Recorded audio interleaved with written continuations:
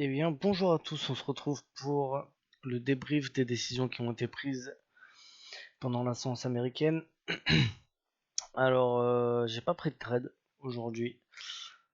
Euh, Rien d'alléchant. Il y avait, premièrement, en M5, alors je vous avais dit, possibilité d'aller potentiellement payer l'OPR en suivi de flux. Et bah là, on était trop proche des zones. J'imaginais un truc un peu plus bas. Là, rien avant d'avoir les 68 comme obstacle. Pour un ratio de 2, donc c'était non. Je crois que pour le Nasdaq, c'était un peu pareil. Il y avait en plus la cassure pile entre les news. Voilà, cassure. euh, Grosse cassure entre la news de 15h45 et 16h. Et en plus, on était encore en flux rouge. On était au-dessus des moyennes mobiles rouges, mais on était quand même au-dessus, on était quand même dans des moyennes mobiles rouges. Donc, flux pas très clair. Bon, maintenant, on est passé largement au-dessus des moyennes mobiles. Et maintenant, elles viennent de passer vertes en H1, mais à l'époque, enfin à ce moment-là, à 16h et quelques, et bah, on était encore dans des moyennes mobiles rouges. Après, sur le Dow Jones, qu'est-ce qu'on a eu? Possibilité de shorter une vague de Wolf juste là en M15 sur la zone et que j'ai pas pris parce que ça s'apparentait au 61,8, sauf que la zone était au-dessus des 61,8, la zone H4 elle était pile au-dessus. J'avais noté les 650 voire 700.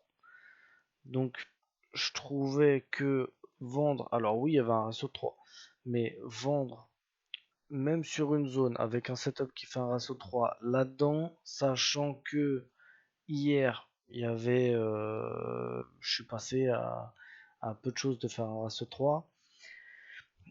Je trouvais que c'était pas assez 5 étoiles pour le premier trade de la journée. Alors, si il avait TP, oui, j'aurais eu le seum, mais je m'en serais largement remis parce que je me serais dit, bah, je sais pas, entre guillemets, pris de risque, même si on est obligé d'en prendre, mais l'idée c'est quand même d'avoir, de maîtriser largement son risque. Et là, je trouvais que c'était pas assez 5 étoiles.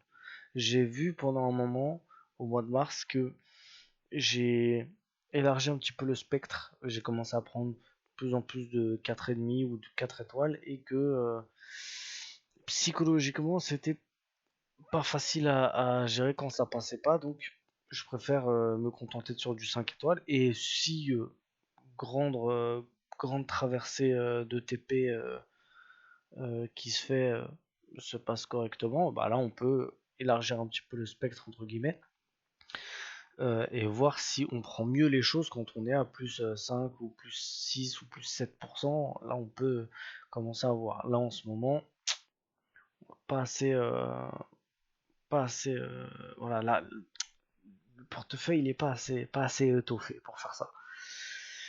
Donc pas de décision finalement. Là il y a plus grand chose à faire, ça va jouer sur les prochaines séances. Hein. Voilà, on est au-dessus des 61,8 pour le Dow Jones, pile sur la zone Pola, on sait pas trop où est-ce qu'on en est. On a fait une grosse poussée sur le Nasdaq, on vient enfin de croiser les moyennes mobiles en H1. On va voir si quand on va faire les points demain, ce sera encore le cas. Voilà, on va voir. J'avais un petit peu prévenu que ça allait être un truc de transition, et bah ça a bien transitionné. Voilà, ça fait un plus 1,30 pour le Nasdaq, mais sans pouvoir rentrer dedans. C'est souvent ce qui se passe quand il y a des petites périodes de transition. C'est des trucs qui partent un peu vite et qui, hum, qui te laissent peu de chances de rentrer dans le train. Donc, bah, content des décisions qui ont été prises. Et bon, on se retrouve demain matin pour ou alors tout à l'heure. On va peut-être faire un petit tour des actions et des crypto-monnaies, on va voir. En tout cas, je vous dis à très bientôt. Ciao, bonne soirée à tous.